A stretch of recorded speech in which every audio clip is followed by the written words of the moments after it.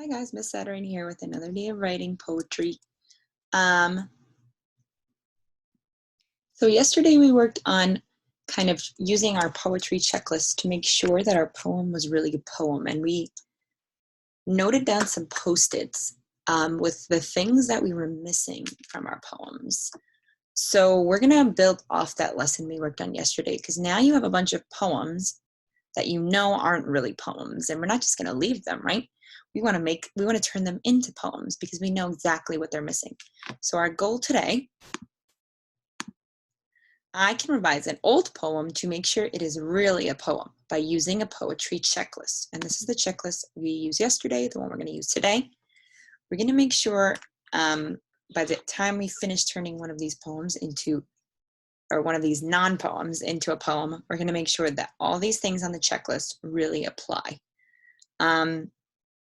And this is how you're going to do this. So today you're going to go back to your work that you did yesterday. You should have post-its in on some of your pages because you noted that, oh wait, my poem was missing this. So you're going to go back. So I have a few here that I was like, oh, this is missing this is missing some stuff. So you're going to pick the one poem that you want to work on today. I picked this one. It's I didn't name it, but it's about my toy box, right? And this is what I found out was missing from it.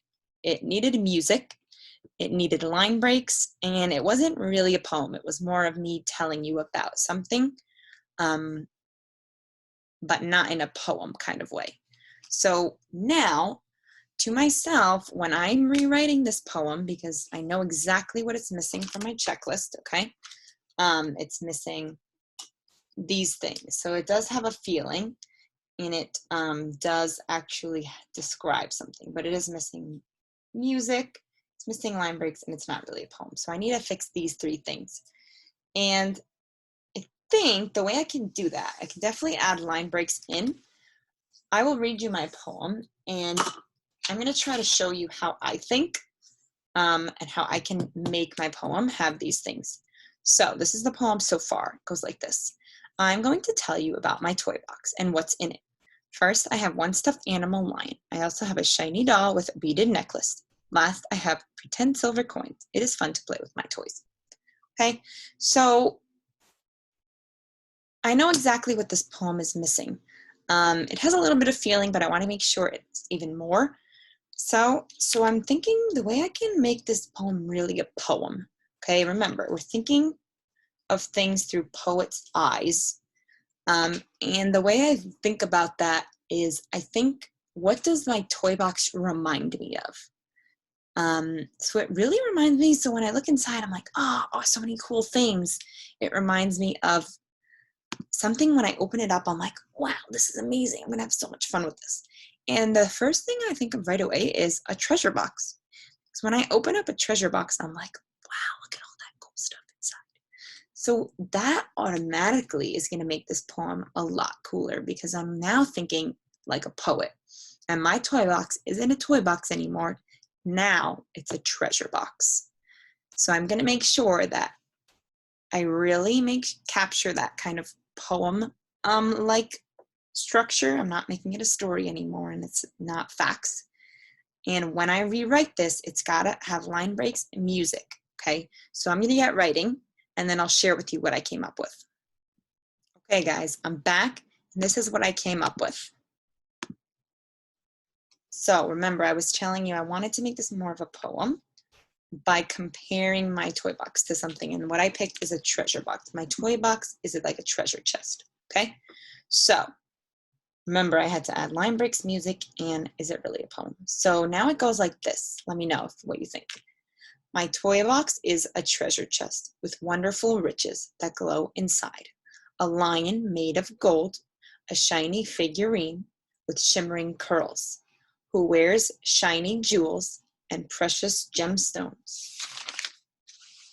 Polished silver coins that make me rich, they are all hidden in my secret treasure chest. Okay, so looking back at that, now this poem has a big feeling because it's like, wow, secret treasure chest. It's kind of like exciting and cool. It even has more description because now you're picturing that doll kind of and her gemstones, and she's shiny, and those gold, silver coins. And as you saw me, the fish was swimming, so it sounded like music. And it definitely has line breaks. I have lion on its own line made of gold. Towards the end, I slowed it down a lot, and I made my secret treasure chest because I thought those words were important. So now I have those, and it is so much more of a poem because I compared my toy chest to a treasure chest, which is a cool, new, fresh way to see this toy box through new eyes, my poet's eyes. Okay, folks? So today, you go back to one of your poems that was missing something. You can tell because there should be a Post-it on it from yesterday. And you make sure that when you rewrite your poem, it has all 5 of these things. Let's take a look one more time at our goal.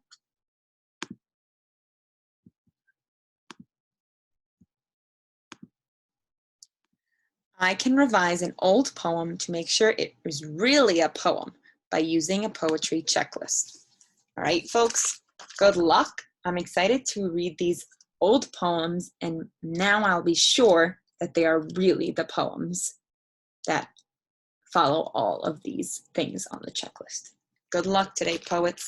I'm excited to see your new poems.